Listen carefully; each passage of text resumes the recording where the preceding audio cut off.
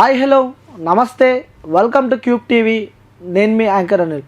So ఎప్పుడు యుద్ధం జరుగుతుందని చెప్పి కూడా పెద్ద ఎత్తున ఈ రోజా రేపా అంటూ కూడా పెద్ద ఎత్తున చర్చ నడుస్తుంది. సో ఎప్పుడు యుద్ధం జరగబోతుంది, అసలు యుద్ధం జరుగుతుందా లేదా అని చెప్పి కూడా పెద్ద ఎత్తున వైరల్ నడుస్తుంది, పెద్ద ఎత్తున చర్చ నడుస్తుంది. సో అనేక డౌట్లు ఉన్నాయి అసలు ఒకవేళ యుద్ధమే జరిగితే. సో ఎందుకంటే మనకి పాకిస్తాన్ పక్కనున్న బార్డర్స్ లైక్ మన రాజస్థాన్ కానీ సో జమ్మూ కింద ఉన్న ఈ రాష్ట్రాలు ఏవైతే ఉన్నాయో సో దీనికి సంబంధించి కూడా ఏదైనా ఇష్యూ జరిగే అవకాశాలు ఉన్నాయా, లేకుంటే ఇవన్నిటి పైన ఎఫెక్ట్ పడే అవకాశాలు ఉన్నాయా, అసలు ఏంటి చాలా డౌట్సే ఉన్నాయి. సో వ్యూయర్స్, చూసే ప్రేక్షకులు ప్రజలారా మీరు ఎవరైతే ఉన్నారో సో ఇది టోటల్గా చూడండి. చూస్తే మీకంటూ ఒక నాలెడ్జ్ లైక్ మీకంటూ తెలుస్తుంది. సో వాట్ ఈజ్ వాట్ అనేది కూడా మీకు చూపించే ప్రయత్నం చేద్దామని చెప్పి కూడా ఒక స్పెషల్ గెస్ట్ ఈరోజు పిలవడం జరిగింది. సో సార్ ఎవరో కాదు, ఎక్స్ ఆర్మీ వివి రావు గారు అనమాట. సో చాలా ప్రౌడ్ ఉంది సార్తో ఈరోజు నేను స్టేజ్ పంచుకోబోతున్నా. సో మీ అందరికీ క్లారిటీగా ఎక్స్ప్లెయిన్ చేయబోతున్నాడు సార్ అనమాట. సో ఏంటి యుద్ధం జరిగితే ఎలా ఉంటుంది, లేకుంటే ఎలా ఒకవేళ మనకు ఏమైనా రక్షణ కావాలా, మనం ఏమైనా భయపడే స్థితిలో ఉన్నామా, లేకుంటే పోరాడొచ్చా అని చెప్పి కూడా సో అనేక ప్రశ్నలు వస్తున్నాయి. సో ఇవన్నిటికీ ఈరోజు మనకి సమాధానం కావాలంటే సార్తో మాట్లాడాలి.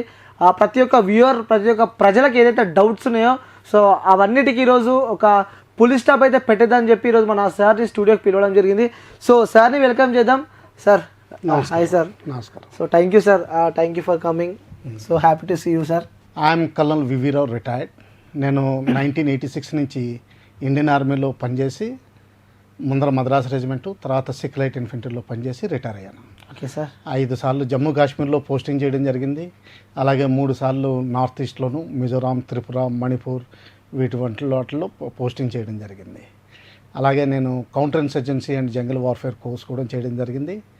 తర్వాత ఆర్మీ నుంచి 2018లో రిటైర్ అయ్యాను. ప్రస్తుతానికి హాబీ కింద పుస్తకాలు చదువుతూ ఉంటాను, మీలాంటి వాళ్ళతోటి ఇంటరాక్ట్ అవుతాను, ఆర్మీకి మోటివేషన్ చేస్తాను. Super sir. ఆ సార్ గురించి నేనే ఎక్స్ప్లెయిన్ చేయొచ్చు, బట్ చాలా పెద్దదనమాట సార్ అది. సో సార్ ముందుగా thank you for coming sir. Thanks. So ప్రజలకి అనేక డౌట్లు ఉన్నాయి సార్, లైక్ అంటే వార్ జరిగితే ఎలా ఉంటుంది, సో మన బార్డర్స్ ఉన్నాయి లైక్ రాజస్థాన్ కానీ పంజాబ్ కానీ దీనిపై ఏమైనా ఎఫెక్ట్ పడే అవకాశాలు ఉన్నాయని చెప్పి కూడా పెద్ద ఎత్తున డౌట్స్ ఉన్నాయి సార్. అసలు వాస్తవంగా ఫస్ట్ వార్ జరగబోతుందా లేదంటే మీ సమాధానం ఏంటి సార్? నన్ను అడిగితే వారు ఈరోజు ఉన్న అసెస్మెంట్ ప్రకారం వారు తప్పనిసరి అనిపిస్తుందండి. ఎందుకంటే తప్పనిసరి అనిపిస్తుంది, ఎందుకంటే వాళ్ళు టెర్రరిజం మేము చేస్తున్నామని యాక్సెప్ట్ చేయట్లేదు. తర్వాత basic attack general Asim Munir గారిది స్పీచ్ April 17th ఎప్పుడైతే ఇచ్చారో దాని నుంచి ఎమినేట్ అయిందండి. అలాగే వాళ్ళు ఏదో ద రెసిస్టెన్స్ ఫ్రంట్ అంటారు, కానీ అది బేసిక్లీ JEM-LET క్యాడర్స్. దాని తర్వాత మొన్న జరిగిన పహల్గాంలో వాళ్ళ ఫొటోస్ ఇవన్నీ చూస్తే చాలా క్లారిటీగా కనిపిస్తుంది. 2-3 SSG వాళ్ళు జవాన్స్ ఉన్నారని. అంటే పాకిస్తాన్ ఆర్మీ జవాన్లు డినైబిలిటీ అంటే పాకిస్తాన్ ఆర్మీ ఒప్పుకోకుండా చేసేందుకు వాళ్ళని ఆర్మీలోంచి బయటకు వెళ్ళిపోయినట్టు, రిజైన్ చేసి లేకపోతే రిటైర్మెంట్ తీసుకుని తర్వాత ఉగ్రవాద సంస్థల్లో జాయిన్ అయినట్టు, కానీ వాళ్ళకి జీతాలు అవన్నీ వెళ్తూనే ఉంటాయి, పెన్షన్లు అవన్నీ వస్తూనే ఉంటాయి. వాళ్ళని ఇండియాకి పంపించి ఈ కంట్రోల్డ్ విధంగా పాకిస్తాన్ ISI ఈ ఆపరేషన్ చేయించినట్టు మనకి నిశ్చయంగా తెలిసిపోయింది. అంటే వాళ్ళు అఫీషియల్గా అక్కడ లేకపోయినా కూడా అన్అఫీషియల్గా అక్కడ నుంచి ఉన్న వ్యక్తులే అంటారు. ఎగ్జాక్ట్లీ. అంటే డైరెక్ట్గా దీని మూలం జనరల్ అసీం మునీర్ దగ్గర నుంచి వస్తుంది. ఓకే. అందువల్ల ఏంటంటే వాళ్ళు ఒప్పుకుని మేము ఇంకా టెర్రరిజం చేయము అనేంత వరకు మన ఆపరేషన్స్ జరుగుతూనే ఉంటాయి. Okay sir. వ్యూయర్స్ అందరికీ మనం క్లారిటీగా ఫస్ట్ మనం ఇండియా మ్యాప్ చూపిస్తున్నాం సార్.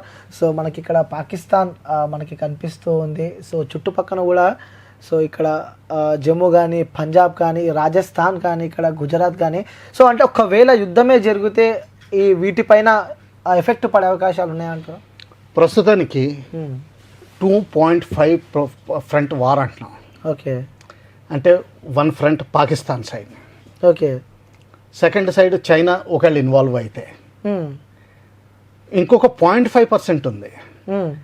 మన ఇండియాలో జరుగుతున్న స్లీపర్ సెల్స్ ఇవన్నీ యాక్టివ్ అయిపోయి వేరు ప్రదేశాల్లో కోయంబత్తూరు కానివ్వండి, కేరళ కానివ్వండి, హైదరాబాద్ కానివ్వండి, పూనా కానివ్వండి, ఎక్కడైనా ఏదైనా చేయొచ్చు, కేవలం చేయకండి.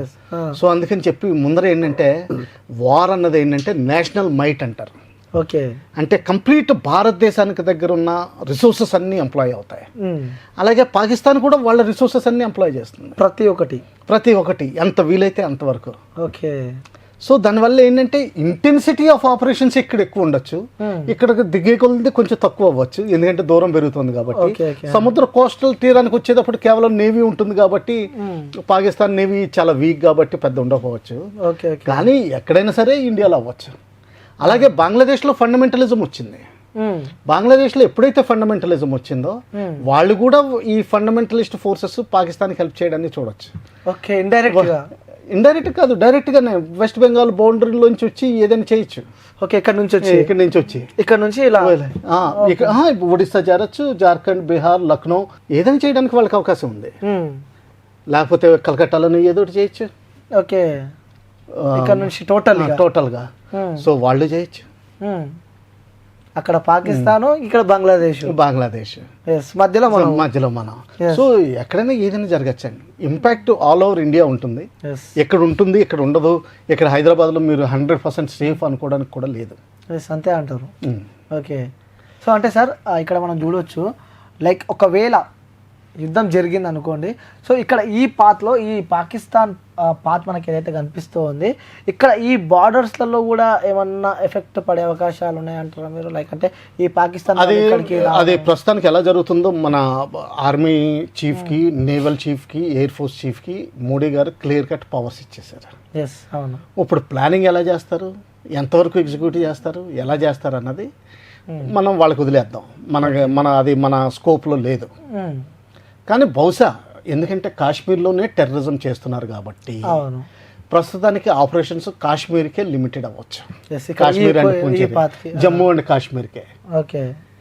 కానీ ఒకవేళ పాకిస్తాన్ మనల్ని ఫోర్స్ చేస్తే మొత్తం అంతా ఇన్వాల్వ్ అవుతుంది. ఓకే, టోటల్ ఇవన్నీ రాజస్థాన్ అన్ని ఇన్వాల్వ్ అవుతుంది. ఓకే, అది వాళ్ళు ఎలా రియాక్షన్ అవుతూ ఉంటారు, మనం దాన్ని బట్టి చర్యలు తీసుకోవాల్సి ఉంటుంది. కానీ మన సైడ్ నుంచి మాత్రం లిమిటెడ్ వయలెన్స్ పెట్టాలని చూస్తాం. వాళ్ళ టెర్రరిస్ట్ క్యాంపులనే అటాక్ చేయాలని చూస్తాం. వాళ్ళ టెర్రరిజంనే నిర్మూలించాలని చూస్తాం. తర్వాత ఇంకోటి ఏంటంటే ఈ హిందూ మతం, ముస్లిం మతం అన్నది మానేమని చెప్తున్నాం. అలాగే జమ్మూ కాశ్మీర్ని మాది నాన్ నెగోషియబుల్ అని చెప్తున్నాం. జమ్మూ కాశ్మీర్ మాదే అంటూ పాకిస్తాన్ అంటూ అది వదిలేయమని చెప్తున్నాం. వాళ్ళు వదలని అంటున్నారు. కానీ రేపు మేమేం చెప్తున్నాం, ఈ రోజు కాకపోతే 200 ఏళ్ళ తర్వాత నువ్వు అడుగు. ఇప్పుడు ప్రస్తుతానికి వదిలే, డెవలప్మెంట్ మీద ఫోకస్ చేయి. ప్రజలకి ఇన్కమ్ లేదు, నీ కంట్రీ డిసింటిగ్రేట్ అయిపోతుంది. బెలూచిస్తాన్ ఇది ఈ ఏరియాలోకి వస్తుంది. ఆ బలూచిస్తాన్ ఏమో వేర్పాటు, మాకు వేరే దేశం కావాలంటే ఎక్కడ వస్తుంది సార్? ఇది సౌత్ వెస్ట్ లో వస్తుంది. ఇది ఈ ఏరియాని నార్త్ వెస్టర్న్ ఫ్రాంటియర్ ప్రావిన్స్ అంటారు. ఈ ఏరియాని 8 తెగలు ఉంటాయి. వీళ్ళకి లోకల్ పంచాయతీ నడుస్తుంది, గవర్నమెంట్ చేతుల్లో కంట్రోల్లో లేదు. ఇక్కడ గవర్నమెంట్ కూడా వాళ్ళ పర్మిషన్ తీసుకుని వెళ్లాల్సి వస్తుంది, అఫీషియల్ గా అన్అఫీషియల్ గా. ఈ దురంత లైన్ ఏదైతే ఉందో, ఈ బౌండరీ కనిపిస్తుందో ఆఫ్ఘనిస్తాన్ పాకిస్తాన్ కి మధ్యలో, ఇది ఆఫ్ఘనిస్తాన్ యాక్సెప్ట్ చేయట్లేదు.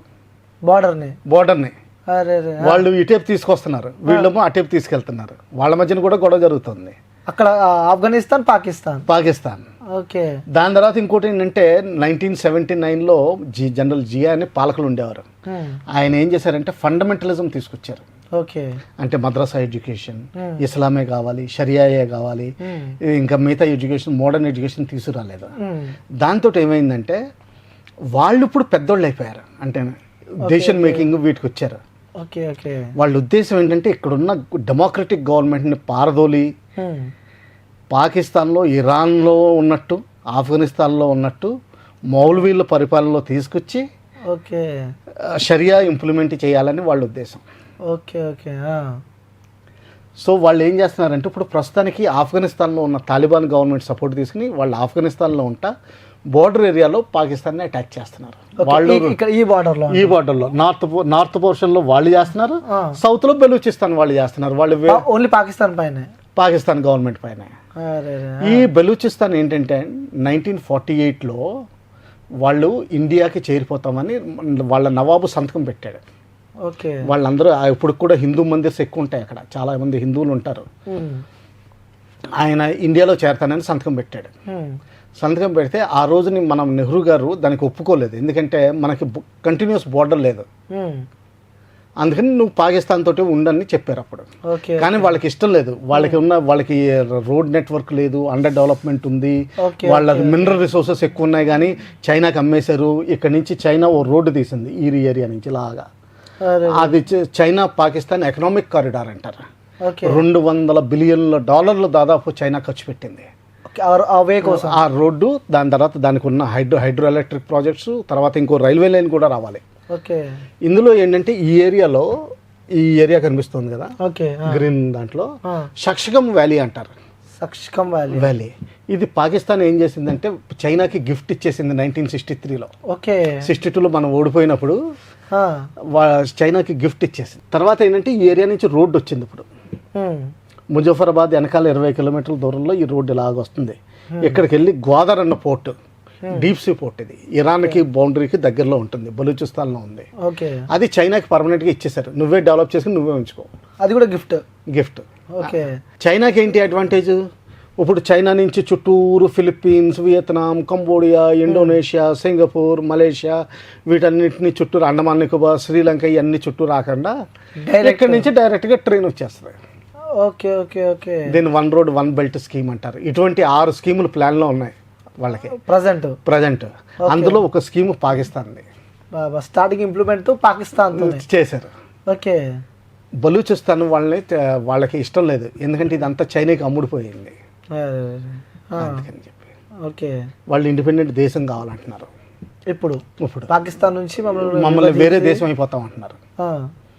మొన్న 2 నెలల క్రితం వాళ్ళ ట్రైన్ని, పాకిస్తాన్ ఆర్మీ వెళ్తున్న ట్రైన్ని ఓటిని అంబుష్ చేసి 238 మంది పైగా చంపేశారు వాళ్ళు. నిన్న మొన్న కూడా దాదాపు 140 చంపినట్టు రిపోర్ట్ వస్తుంది. ఓకే ఓకే అలాగే వాళ్ళ కాన్వాయ్స్ వెళ్ళనివ్వట్లేదు. బలూచిస్తాన్లో 2 పాకిస్తాన్ డివిజన్లు ఉంటాయి, అవి కదులుతున్నప్పుడు వాటిని కదలలేం లేదు వాళ్ళు. ఇదంతా ప్రాబ్లం ఇంత పెద్ద. సో ఇక్కడ మనది పాకిస్తాన్ వీళ్ళ గవర్నమెంట్ పడిపోతే బలూచిస్తాన్ వేరు కూడా అయిపోవచ్చు, వాళ్ళు స్వతంత్రం ప్రకటించుకుంటారు. Okay okay okay yes. So అందరికి ఇబ్బంది పాకిస్తానే. అటు ఆఫ్ఘనిస్తాన్కి, ఇటు మన అందరికి ఇండియాకి, ఇటు ఇరాన్కి కూడాను. ఎందుకంటే పాకిస్తాన్ సున్నీస్, ఇరాన్ షియా. ప్రతి సంవత్సరం మొహరం రోజుని ఒక 40 మందిని 50 మందిని చంపేస్తూ ఉంటారు వీళ్ళు, మాస్కులు కోలుగొట్టేసి ఇవన్నీ చేస్తూనే ఉంటారు. ఆ మేధాస్ని చంపుతారు. మిగతా ఈ సెక్ట్లు ఉన్నాయో ముస్లిమ్స్లో కూడా వాళ్ళని కూడా చంపడం మొదలు పెడతారు. అలాగే మైనారిటీస్ అంతకుముందు దాదాపు 20% ఉండేవారు, హిందువులు, క్రిస్టియన్స్, వీళ్ళందరూ గారు. అది ఇప్పుడు less than 4%, 5% అయిపోయింది. ఓకే సో సార్, ఇప్పుడు ఒకవేళ ఈ యుద్ధం గురించి మనం మాట్లాడుతున్నాం కాబట్టి, సో ఇక్కడ ఈ వే నుంచి వెళ్ళే అవకాశాలు ఏమైనా ఉంటాయా? లైక్ నావికి సంబంధించి కూడా వాళ్ళతో యుద్ధం చేసే అవకాశాలు ఉంటాయి. ఇప్పుడు మనం సముద్ర బొడ్డు నుంచి వెళ్ళి కూడా అక్కడ చేసే ఏమన్నా ఉందండి. ఇప్పుడు ఆల్రెడీ వెస్టర్న్ ఫ్లీట్ ఏంటంటే, వెస్టర్న్ ఫ్లీట్ అంటాం మేము, ఈ ముంబైలో ఉంటుంది. ముంబై కార్వార్, ఆ కార్వార్ నుంచి బయలుదేరి ఇక్కడ సముద్రంలో ఉంది ఇప్పుడు ప్రస్తుతానికి. ఓకే ఒక ఫ్లీట్ అంటే దాదాపు బోల్డెన్ 100 షిప్స్ వెళ్తాయండి. 100 షిప్స్. అందులో ఎయిర్ క్రాఫ్ట్ క్యారియర్ ఉంటుంది, అంటే ఫ్లోటింగ్ ఎయిర్ ఫీల్డ్ వెళ్ళిపోతుంది సముద్రంలో. అంటే ఒక భూభాగం చిన్న దీవి క్రియేట్ అయిపోతుంది. దానికి సపోర్టివ్ ఎలిమెంట్స్ ఇవన్నీ ఉంటాయి అన్నమాట. అది కరాచీని బ్లాకేడ్ చేసి ట్రేడ్ బ్లాకేడ్ ఇంప్రూవ్ చేయొచ్చు. ఓకే ఓకే అసలు కరాచీ బయట నుంచి వెళ్ళడానికి, లోపలికి వెళ్ళడానికి ఏమీ లేకుండా చేసేయచ్చు. దాని తర్వాత మనకి 3 న్యూక్లియర్ సబ్మెరీన్స్ ఉన్నాయి. అంటే ఒక 4 రోజులు బయటికి రాకుండా సముద్రంలో లోపల కూర్చుని, ఒకవేళ మొత్తం న్యూక్లియర్ బాంబులు అన్నీ అయిపోయిన తర్వాత కూడా అక్కడి నుంచి న్యూక్లియర్ బాంబులు మనం ఫైర్ చేయొచ్చు. అది ఆ కెపాసిటీ పాకిస్తాన్కి లేదు. మన బెనిఫిట్ అది. మనకున్న ఒక ఆప్షన్. మనకున్న ఆప్షన్ కాదు, మనం సర్వనాశనం చేయగలం, వాళ్ళు సర్వనాశనం చేయలేరు. Okay yes yes total entirely మనం సర్వనాశనం చేసేయగలం, వాళ్ళు చేసే క్షమత లేదు. ఓకే సార్, బట్ ఎందుకు మన ఇండియన్ గవర్నమెంట్ ఆలోచిస్తుంది అనుకో సార్ అలాంటివి చేస్తే? ఎందుకంటే మనం చూస్తూ ఉన్నాం ఇలా పాకిస్తాన్ ఇండియాపై దాడికి, సో అన్యం పుణ్యం తెలియని అమాయకులు 26 మంది చనిపోవడం, సో ఇవన్నీ చూస్తూ ఉంటే లైక్ అంటే వాళ్ళకి మన మీద ఇంకా ఎందుకు అంత. పాకిస్తాన్ తయారైనప్పుడు వాళ్ళకి వేళ్ళు లేవు. అంటే ఇప్పుడు మన భారతదేశం వేళ్ళు ఇప్పుడు ఉన్నాయనుకోండి, మన ఆంధ్ర ఉందనుకోండి, లేకపోతే తెలంగాణ ఉందనుకోండి, ఏదో నా దేశం, నా బంగారు తెలంగాణ ఏదో ఒకటి మొదలు పెడతాం. పాకిస్తాన్లో వాడు ఏమంటాడు? నా బంగారు తెలంగాణ అనడానికి లేదు అడిగి, నా బంగారు ముస్లిం అన్నాడు. ఒకటే ఉంది అడిగి, మతమే. మనకి పొలాలు ఉన్నాయి, నదులు ఉన్నాయి, కృష్ణ, గోదావరి, నర్మదా, అన్ని మామూలుగా మన గీతంలో కూడా అన్ని నదులు వస్తాయి. ఆడేం చెప్తాడు? సో దానివల్ల ఏమైందంటే ఇన్సెక్యూరిటీ పెరిగిపోయింది. ఆ ఇన్సెక్యూరిటీ పెరిగిపోవడంలో తర్వాత ఇంకోటి ఏంటంటే, ఇస్లాంలో ఎప్పుడు డెమోక్రసీ పనిచేయదు. ఏ ఇస్లామిక్ దేశం డెమోక్రసీతో ఉండలేదు. అక్కడ డెమోక్రసీ పనిచేయలేదు, ఆర్మీ రూల్ చేస్తుంది. ఆర్మీ ఎందుకు రూల్ చేస్తుంది? అరే ఇండియా ఉంది మనల్ని తినేస్తుంది అని చెప్తారు వాళ్ళు. సో వాళ్ళు ఎప్పుడు హాయిగా ఉంటారు. ఇంకా జమీందారీ వ్యవస్థ వాళ్ళని వదలలేదు. ఇంకా మన ఇండియాలో చాలా మార్పులు వచ్చినాయి లాస్ట్ 75 ఏళ్ళలో. చాలా రిఫార్మ్స్ వచ్చినాయి. వాళ్ళకి రిఫార్మ్సే లేవు. జమీందారీ వ్యవస్థ, బుట్టో ఫ్యామిలీ చేతుల్లో 6,000 ఎకరాల పొలం ఉంది.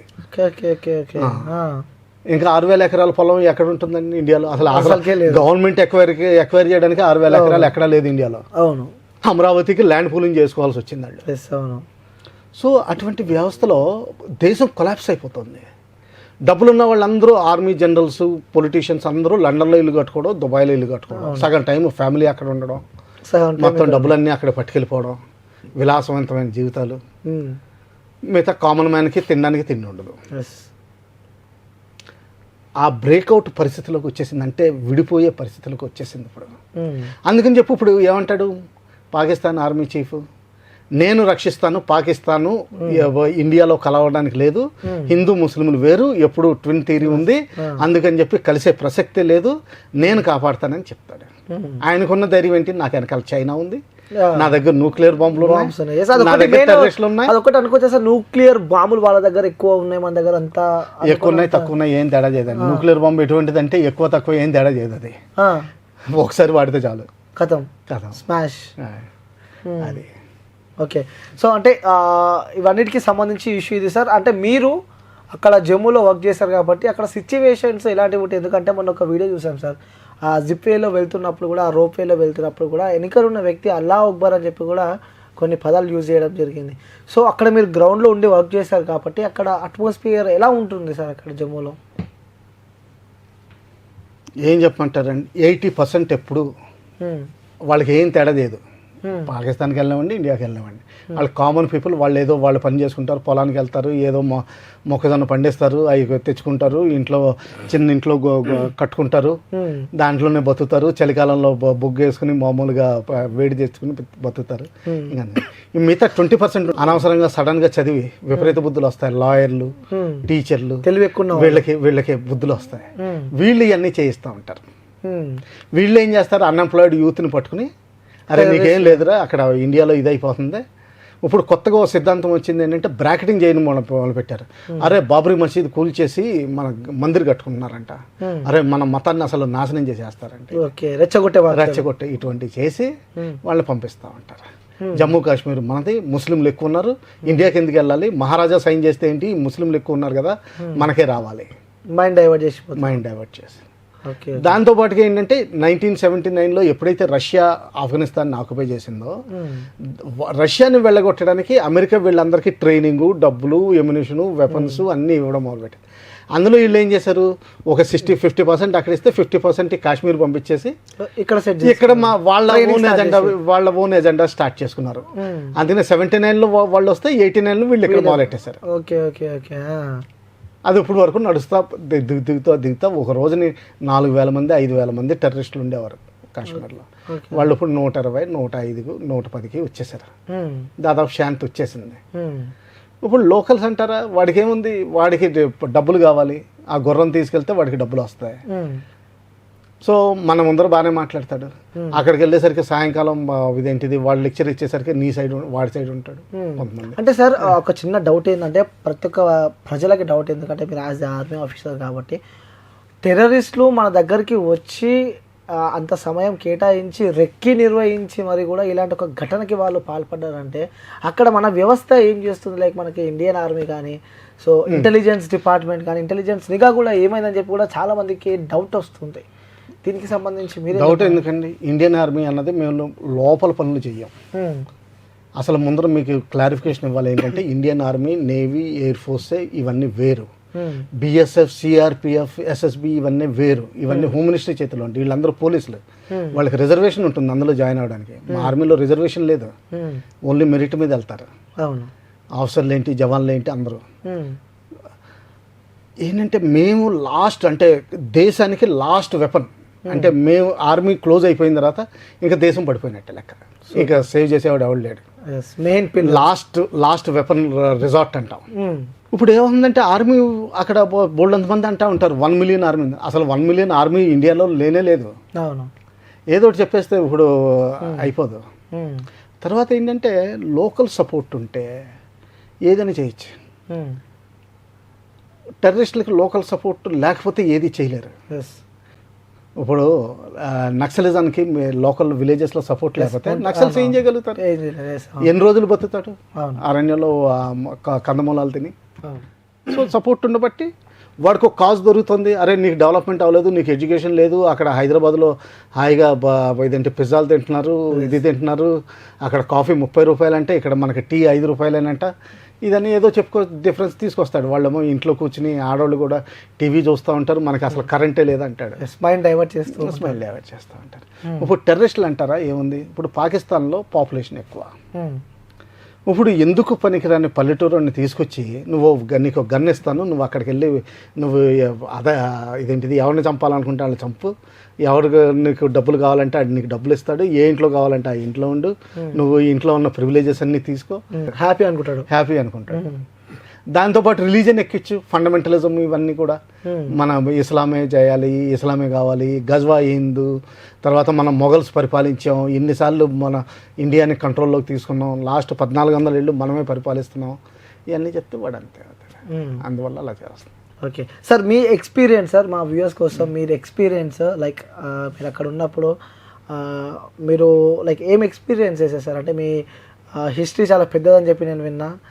సో అక్కడ ఎలా ఉండేది సార్? మీరు చేసిన పోరాటాల గురించి, మీరు చేసిన దాని గురించి చెప్పాలంటే ఏం చెప్తారు? అందరూ వచ్చి చూడాలండి, అది చెప్తే కుదరదు.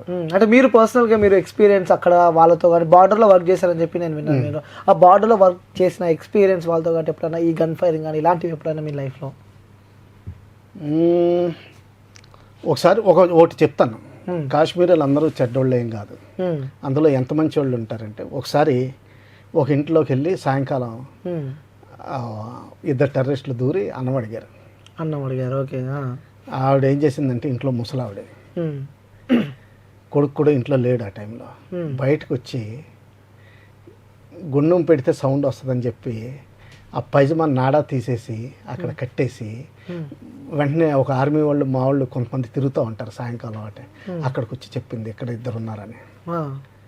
వెంటనే వాళ్ళని సరౌండ్ చేసి ఫైనల్గా వాళ్ళని లొంగమంటే లొంగపోవడం, ఫైనల్గా ఆ ఇల్లు కొట్టాల్సి వచ్చిన అవసరం వచ్చింది. చిన్నది పాక, అంటే పెద్ద ఇల్లేం కాదు. సో తర్వాత ఎప్పుడు అడిగాం, ఎందుకు నువ్వు చెప్పాల్సి వచ్చింది? మేమేం అడగలేదు, మేము నువ్వెందుకు చెప్పా? ఆవిడ ఏమందంటే, నా దేశానికి వచ్చి నా ఇంటికి వచ్చి నా ఇంట్లో చిచ్చు పెట్టాలని చూస్తే నేను సహించిన. Super sir. ఎస్, అటువంటి మనుషులు కూడా ఉన్నారు. Hats off to them. Super sir. మీపై ఏమన్నా అటాక్స్ కానీ ఇలాంటివి ఏమన్నా జరిగినాయి? అవన్నీ ఎందుకంటే పర్సనల్గా మాట్లాడుకోవడం తప్పితే కానీ, ఎందుకంటే అవన్నీ ఏ ఆపరేషన్ అన్నది ఎక్కడన్నది ఇవన్నీ కూడా ఇంకా క్లాసిఫైడ్గానే ఉంటాయి. యాజ్ పర్ రూల్స్ చెప్పలేము. ఓకే. సో అంటే నా టైంలో కొంతమందికి ఒక మేజర్కి అశోక్ చక్ర రికమెండ్ చేశాను. అంటే after Bharat Ratna next highest award. Yes, అవునా? అది అటువంటిది కూడా రికమెండ్ చేశాను. అంత వీరోచితంగా పోట్లాడాడు. 6 చంపాడు ఒకే రోజు రాత్రి. 6 అది ఎల్ఈటి వాళ్ళని. సో అవన్నీ జరుగుతూనే ఉంటాయి. చాలామంది పోవడం, మైన్స్లో బ్లాస్ట్లో కాళ్ళు పోవడం జరిగింది. అవన్నీ వచ్చి చూస్తేనే కానీ ఐడియా రాదని, అందుకనే ఎన్సీసీ జాయిన్ అయ్యమని చెప్తాను అందరినీ. Super sir. సో చివరిగా సార్, చూసే ప్రజలకి ఒక ధైర్యాన్ని నింపాలి అంటే సో ఏం చెప్తారు సార్ వాళ్ళకి మీ తరపు నుంచి? మన ఇండియా గ్రోత్ స్టేజ్లో ఉందండి. పాతకాలం పోయినాయి. 1962లో చైనాతో ఓడిపోవడం, 65లో తోటి కష్టంతో గెలవడం, 71లో కొంచెం గెలవడం, అవన్నీ దాటి చాలా పైకి వెళ్ళిపోయాం. అసలు పాకిస్తాన్ మనకు లెక్కలోనే లేదు. ఫ్యూచర్ సూపర్ పవర్ కింద మనం దేశాన్ని పటిష్టం చేసుకోవాలి. లోపల అంతర్గతంగా మనం శాంతియుతంగా ఉండాలి, అందరినీ సరిగ్గా చూసుకోవాలి, మన డెవలప్మెంట్ మీద ఫోకస్ చేయాలి. ఆ కేపబిలిటీ మనకుంది. ఎవరైనా సరే ఈ డెవలప్మెంట్లో అడ్డొస్తే వాళ్ళని సమూలంగా నిర్మూలన చేసి మన డెవలప్మెంట్ మీద ఫోకస్ చేయాలి. అయితే సార్ చివరి ఇంకొక క్వశ్చన్ సార్ నాకు, ఇప్పుడు ఇమీడియట్గా మీరు వచ్చి మళ్ళీ రీజాయిన్ కావాలి అంటే వెళ్ళే అవకాశాలు ఉన్నాయంటారా సార్? నేనా? మళ్ళీ ఆర్మీలోకి మీరు రండి అని చెప్పి మీ సలహాలు సూచనలు మాకు కావాలి అంటే దానికి అడ్వైజరీ బాడీస్ ఇవన్నీ ఉంటాయండి. సర్వీస్ నుంచి వెళ్ళిపోయిన తర్వాత కూడా 2 ఏళ్ళు రిజర్వ్ లైబిలిటీ అంటారు. అంటే ఏంటంటే ఒకవేళ యుద్ధం టైంలో సడన్గా కావాల్సి వస్తే మా లోకల్గా స్టేషన్ హెడ్ క్వార్టర్స్కి వెళ్ళి వాళ్ళు వారెంట్ ఇష్యూ చేస్తారు, అక్కడి నుంచి వెళ్ళిపోవచ్చు. Super sir. ఓకే, వెళ్ళడానికి కూడా సిద్ధంగా ఉన్నా అంటారు ఇప్పటికీ. Super sir, thank you sir. అంత అవసరం లేదు కానీ ఉన్నాం. Okay sir, thank you sir, thank you so much. నమస్తే. సో వ్యూయర్స్ చూడొచ్చు కదా, ఎలాంటి భయపడే ఆలోచనలు పెట్టుకోకండి, అసలు భయపడకండి. సో పాకిస్తాన్ మనకి లెక్కలే లేదని చెప్పి కూడా సార్ మనతో షేర్ చేసుకున్నారు. నిజంగా తన లైఫ్లో కూడా చాలా ఎక్స్పీరియన్స్ ఉన్న వ్యక్తి ఆ సార్ అనమాట. సో అక్కడ వెళ్ళి అక్కడ ఎలా ఉంటుంది ఆ కల్చర్ అన్ని చూసిన వ్యక్తి కాబట్టి ఈరోజు మన స్టూడియోకి పిలవడం జరిగింది. సో క్లారిటీగా మీ అందరికి అర్థమయ్యేటట్టు కూడా విత్ మ్యాప్ వేసి కూడా ఒకవేళ యుద్ధం జరిగితే ఏ బార్డర్ పైన ఎఫెక్ట్ పడే అవకాశాలు ఉంటాయి, సో ఏంటి ఒకవేళ ఈ ఓషన్ పరంగా వస్తే కూడా ఏమన్నా జరిగే అవకాశాలు ఉంటాయంటూ కూడా క్లియర్గా ఎక్స్ప్లెయిన్ చేసే ప్రయత్నం అయితే చేసినాం. సో ఇంకొక వీడియోతో మళ్ళీ కలుస్తాను. Till then take care, bye bye, signing off. నేను మీ యాంకర్ అనేది.